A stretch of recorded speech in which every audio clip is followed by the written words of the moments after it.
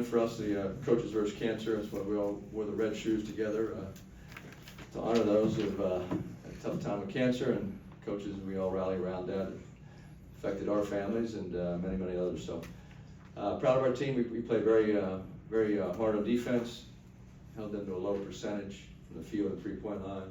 Wasn't our best game offensively with 16 turnovers, not uncharacteristic, but sometimes you have to win a little ugly, and we got it done. When did you learn Sumet wouldn't be able to go tonight, and just what were the initial adjustments? Yeah, he was fouled numerous times in that NC State game, and some were called, some weren't, but he had aggravated just a kind of an aggravation. He got a little swelling, but he's actually improved a lot in the last few days, so we expect him to be day-to-day from here on out. We just, out of precaution, sat him out tonight, and but he has certainly improved the last few days. Coach Madsen said that he found out 45 minutes before tip that you all would be without Sumet, and that you all found out they'd be without Marty. What kind of adjustments did you make when you realized the change in their lineup? Well, we didn't make too many adjustments. It enabled both teams to play smaller. You saw we had Keon at center a lot, and they played their small. They had Dort, who's a true center, but they played some other guys at the center position. So we both went small a big part of the game. So the adjustments were just to try to put our best players out there and defend, even though we're small. And I thought Matt Cross with 14 rebounds and BJ Edwards with 9, and Boopy came in and got 6. That really helped us, even though we were playing small. How important was it after the win on Saturday to come out with a lot of energy and hustle like you guys displayed tonight? Yeah, our guys have been playing very hard. You know, to hold NC State to 57 on their home court, 57 points, and I thought tonight we played very hard on defense. And I don't know how many games we won, 5 out of 6 maybe in the league, and we didn't play the lone loss to Louisville at home. They played very well, and we didn't. And so our players, I think, have come to a pretty good understanding of how hard they have to play defensively to give us a chance to win these games against some very good offensive players. Speaking of that, after that Louisville game, I think it was, that Matt Cross kind of said, you got to be sick and tired of it. Has he taken a bigger leadership role on this team since then? Yeah, you saw his toughness tonight, 15 points, 14 rebounds, and he brings it, and he was very physical and very tough, and so he leads by example. The other guys went along with him tonight and played tough. We missed 8 open threes in the second half, so we couldn't really extend the game, extend the lead, which hurt us. We didn't shoot the ball great in the second half, but at least we were tough. Coach, you've had a lot of success against Cal in your time with the Trojans. I mean, how would you describe them as a team? What's their style of basketball? Well, Coach Madsen does a terrific job. I know he's been there a few years. I think my time at USC, there were 5 Cal coaches, so the styles have always changed depending on who was coaching. We were fortunate to be fairly successful against them at home and away. But they're talented. They've always had really good players, guys that can score the ball. I would say that over the last few years, they've had a lot of players that can go out and get 15, 20 points and offensively talented. 2 of Cal's guards, Wilkinson and Blacksher, combined for 29 points, but they had to put up 32 shots to get it.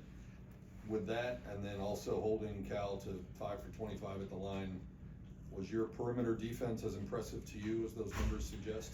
Yeah, I thought those guards, they're very quick and talented, and I think the 3 guards went, 13 for 43 between the 3 of them, and they're all good players, but our game plan was just try to make them work and take tough shots. How big is having some veteran big guys like, Johan, Keon, Colbert to kind of fill in that gap and kind of between the 3 of them to be able to fill the void from Sumet? Yeah, it was unfortunate. Sumet had his career high 20 points against NC State, made 4 free throws on the road in crunch time, has some block shots, and but that's what a deep team does. The guys step up, and I thought Johan played very hard. Jarrell gave us great defense in the second half, and then Keon helped us go in that first half run where he very energetic and made a lot of good plays. You guys have built a reputation as one of the highest scoring teams in the ACC, if not the country. How important was it tonight in a game where maybe you're not shooting your best for your defense to step up and get you across the finish line? Well, that's the difference between our team now and our team in the beginning of the season. We would not have played, we would not have held NC State to 57 on our home court or 65 tonight. We were not very good defense when we started the season. Now we had a lot of guys that in and out. Mac was hurt, Smet wasn't eligible yet, and our other guys didn't understand really what our defensive system was all about. We had 10 new players. So it took some time for us to really focus on that. And we've had some ups and downs throughout the season, so but you were right, we've been a better offensive team than defensive team for most of the season with our numbers. But our goal was to be able to win games with our defense, and we did that twice against Virginia, held them 51 and 52. NC State tonight was another example. That when you don't shoot the ball, you go 0 for 8 in the second half on 3-pointers, you have to defend. And so we're trying. You know, we're a little streaky at times, but our guys are really bought in. Very proud of them, and they've improved dramatically on that side of the ball. I was about to say that buy-in that you're feeling from the players. Is there some moments over the last month or so that you've really seen that come across and it makes you feel a little bit better? Yeah, I'd say like at NC State we were down 8-0, and all of a sudden it was back and forth, and they took another lead, and we had to go zone. And we stayed in our zone, went on a 15-0 run. So for them to be able to play man-to-man and then switch to a zone and go on that big run, that was really, give them credit, because they were able to adjust to it, and they had complete buy-in, all 5 guys, whoever was on the court. That's one example. And then, our winning streak before the Louisville game, same thing. The Virginia game up there we played extremely hard defensively, and we went 1 for 17 from 3. After the first shot we made, we went 1 for our next 17, and the only reason we had a chance to win that game is because we played so hard. And then, of course, we made 3 straight threes to win it in the last 25 seconds. So that's we were trying to get to that level, and very proud of our guys in this winning streak, I should say. 5 out of 6, but I think they understand what it takes to win ACC games, and we're 4-1 on the road, which is also credit to them. They've been able to be professionals, handle the business on the road in some pretty tough places to play. LEDe Miller at the beginning of the year led you in scoring in a bunch of games, and you talked extensively about his scoring ability.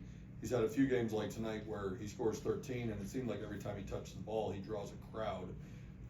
Has he cooled off a little bit offensively, or are people just defending him differently? Well, he still had 13 points and 5 assists, 3 steals, 6 rebounds. Now tonight he had 4 turnovers, but you look at Miami game, he had 9 or 10 assists. Georgia Tech game, 10 assists. When the game was on the line at NC State, he drove the lane, shot fake, 2 guys jumped, the other 3 guys drew in the lane. He drew 5 guys in the lane, he kicked it out for BJ, and he made that big 3 from the corner. Against Virginia, he was incredible the last 30 seconds. He had the driving kick and then the 2 threes. And so when he's passing the ball and putting pressure on the defense, he's as good as any point guard in the country. Where he does get in trouble sometimes is where he tries to force shots and leaves his feet, and it's not a recipe for success. Then his percentages come down. So to answer your question, his decision making has improved. It's improving, and we still think there's a lot of growth in his game. We think he could average 8 assists pretty easily. And now some guys have to make shots some games he just miss up. But I think he is very talented and can get by people and get in that lane and make things happen.